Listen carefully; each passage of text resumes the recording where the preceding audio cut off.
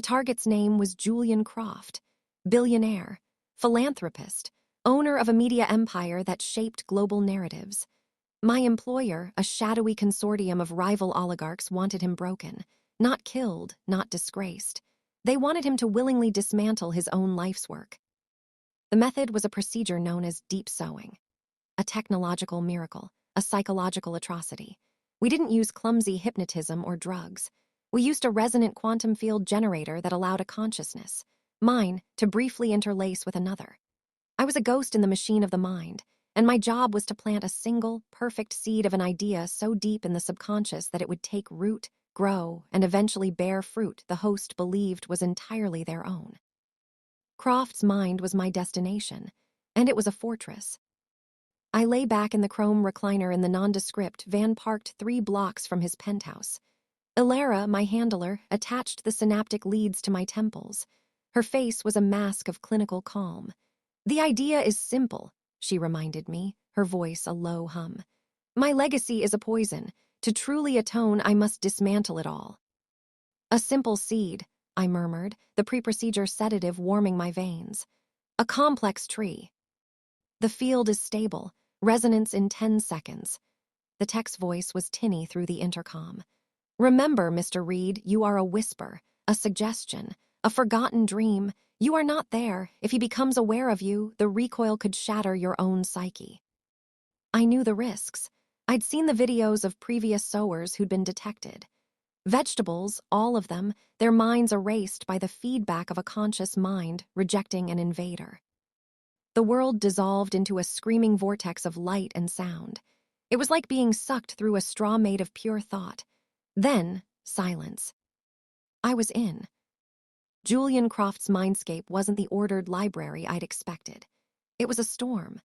A magnificent, terrifying hurricane of memories, ambitions, and calculations. Skyscrapers of financial data shimmered in the air, only to be washed away by waves of childhood nostalgia. The smell of his father's old leather chair, the taste of salt water on a summer beach.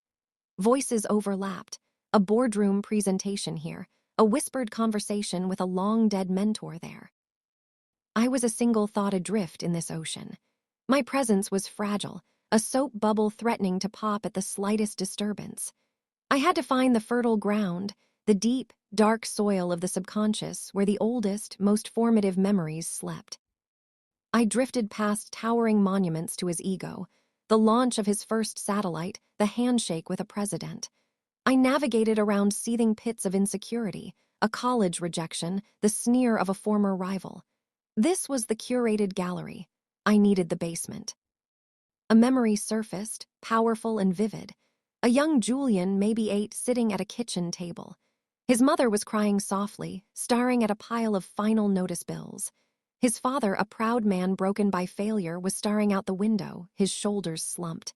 The emotion was a physical force, a crushing, impotent shame. This is it, I thought, the root of his relentless drive, the fear of being that boy at that table again. I pushed deeper, past the memory, to the core belief it had forged. Power is the only antidote to shame. Perfect. My seed would need to corrupt this very root. I began the sowing. I had no voice, no form. I was pure intention. I wrapped the idea, "My legacy is a poison," in the emotional fabric of that childhood memory. I didn't force it. I simply let it drift, like a dandelion seed, into the fertile soil of that ancient shame. It was done, a flawless plant. I began the disengagement, the process of pulling my consciousness back. I was already anticipating the cool air of the van, Ilara's nod of approval. That's when I felt it, a presence. It wasn't Julian. This was something older, a foundational layer of the psyche, the immune system of the self. It had noticed the foreign body. The storm around me stilled. The chaotic memories froze in place. In the sudden silence, a figure coalesced from the mist of subconscious thought. It was Julian Croft, but not as he was now. This was a younger, sharper version, his eyes burning with a cold, analytical fire. The gatekeeper. "You are not a memory," it said, its voice the rustle of 1,000 turning pages. "You are not a fear, you are new." I tried to flee, to shred my connection, but it was too late. The gatekeeper's will was a cage. It reached out, and its touch was not a physical sensation, but the horrifying intimacy of having my own memories rifled through. It saw my first kiss, the death of my dog, the secret pride I took in my work. It saw the van, Alara, the faces of my employers. A parasite, the gatekeeper mused, its curiosity turning to contempt. You seek to poison the root, a clever strategy, but you made a mistake. It tightened its grip, and I screamed soundlessly. You brought a idea asterisk in asterisk, it whispered, the sound now a deafening roar inside my skull.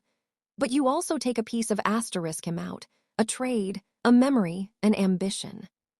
A torrent of Julian Croft's own driving force flooded into me, his titanic will to win, his utter conviction that he was right, his monumental arrogance. It was a psychic tsunami, washing away my own identity, my own quieter desires. I was ejected with the force of a bullet.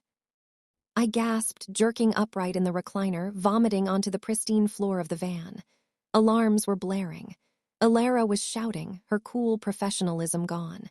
Reed, talk to me, did it take? Are you intact? I clutched my head, the ghost of that colossal will still echoing within me. My own thoughts felt small, distant. It took, I rasped, my voice unfamiliar. The seed is planted. They celebrated. They paid me a king's ransom. I was their greatest sower. For weeks, we watched the news. Julian Croft began his shocking transformation. He gave away controlling shares. He shuttered entire divisions of his empire, calling them a moral blight on my soul. The world was stunned. My employers were ecstatic. But the seed they planted wasn't the only thing that grew. The piece of Croft I'd brought back with me, that terrifying, magnificent ambition, it didn't fade. It grew. It began to whisper to me, not as a foreign voice, but as my own. His memory of power became my memory. His hunger became my hunger. I looked at the wealthy, powerful men who had hired me, and I saw not employers, but obstacles. I saw a media empire, broken and ripe for the taking. I saw a narrative that needed to be shaped. My asterisk narrative. The idea they had me plant in Croft was, my legacy is a poison. But the idea his own psyche had planted in me, the unintended consequence of my violation, was infinitely more powerful, more dangerous. It was a single, perfect, thrilling thought, and I knew with every fiber of my being that it was my own. All of this should be mine.